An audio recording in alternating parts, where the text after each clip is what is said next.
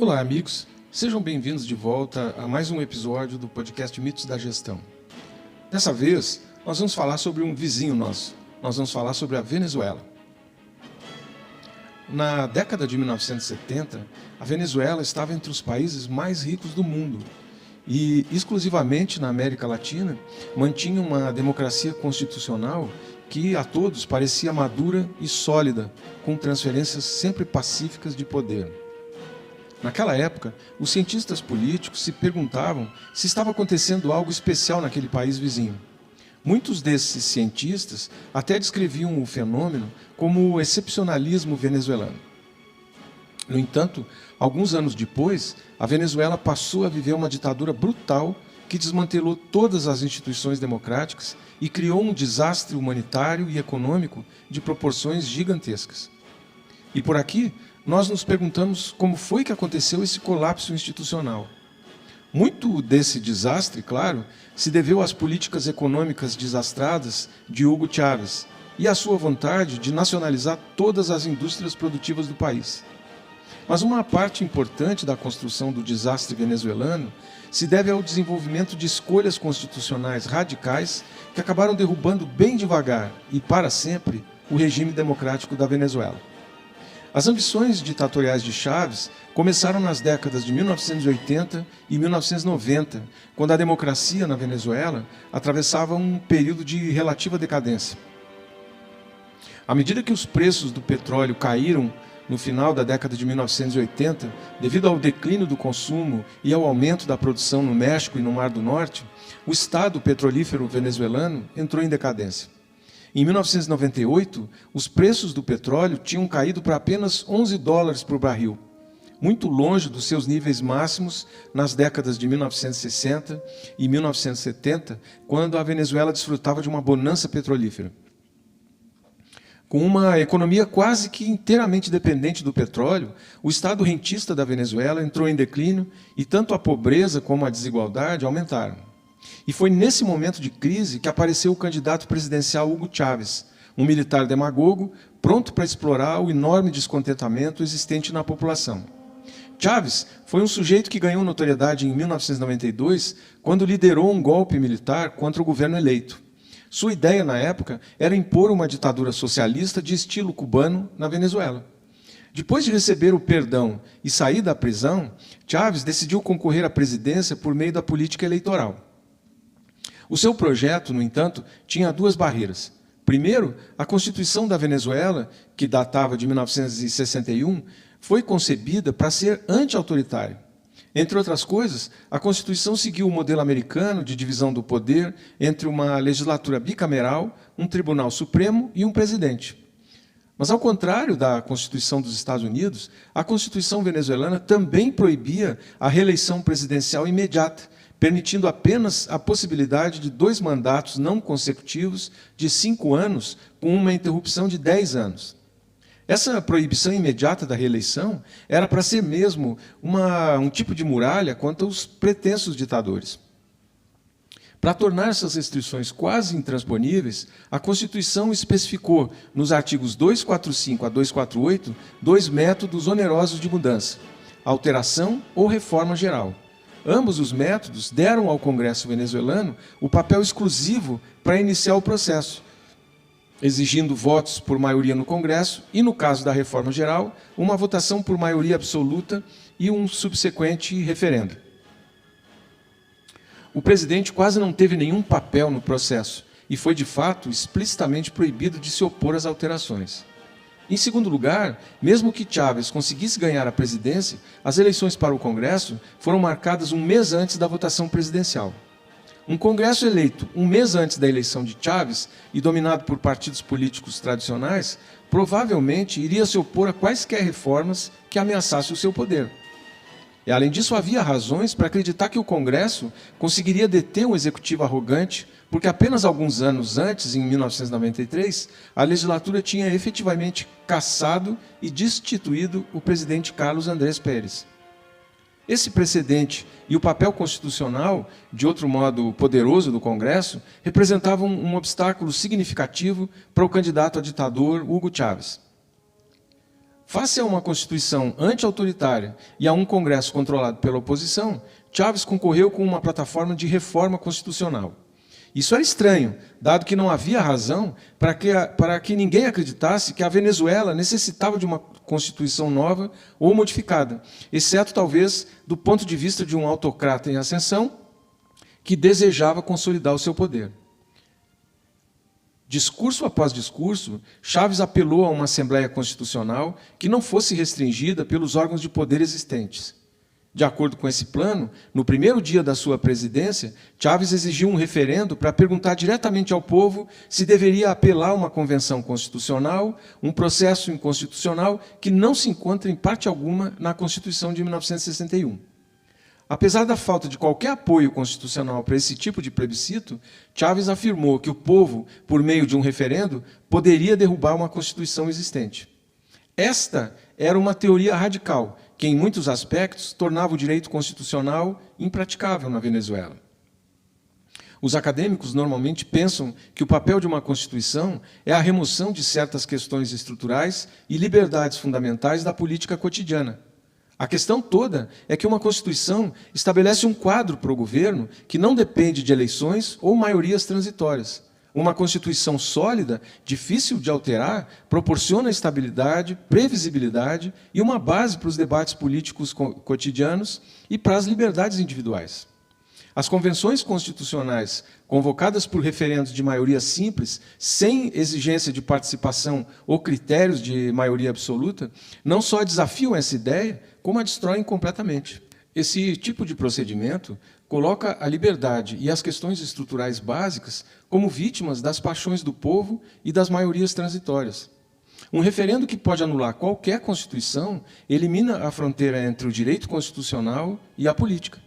Também acaba permitindo que aspirantes a ditadores autoritários superem quaisquer barreiras constitucionais ou institucionais de centro de poder rivais. Quando um aspirante a ditador ganha uma eleição presidencial, tudo o que tem a fazer é convocar um referendo para mudar a Constituição e provavelmente vencer com a mesma coligação eleitoral.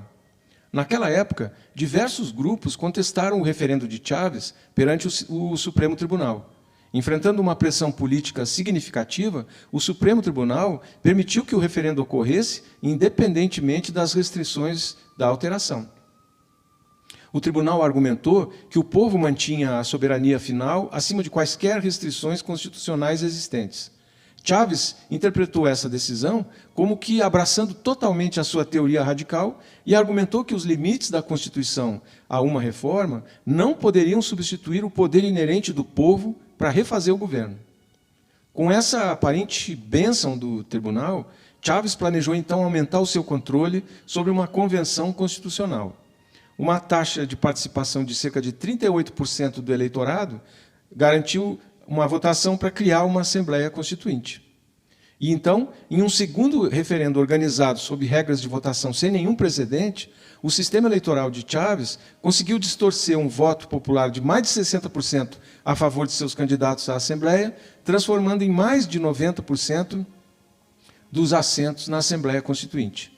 E foi nesse ponto que o desastre aconteceu. Assim que a Assembleia Constituinte foi instalada, Chávez apelou para suspender o Congresso e o Supremo Tribunal. Argumentando que os membros eleitos mais recentemente da Assembleia representavam melhor as opiniões do povo, a Assembleia declarou então o estado de emergência, proibiu o Congresso de se reunir ou adotar novas leis, formou uma comissão para refazer o Judiciário e ameaçou abolir todos os órgãos públicos de poder. Em resumo, uma vez que o Supremo Tribunal abriu o caminho para um referendo e uma Assembleia Constituinte, abriu o caminho para o fim da democracia constitucional de 1961. Embora o Supremo Tribunal venezuelano inicialmente se tenha oposto à absurda reivindicação do poder absoluto por parte da Assembleia, Chávez e os membros da Assembleia ameaçaram qualquer oposição potencial com muita violência.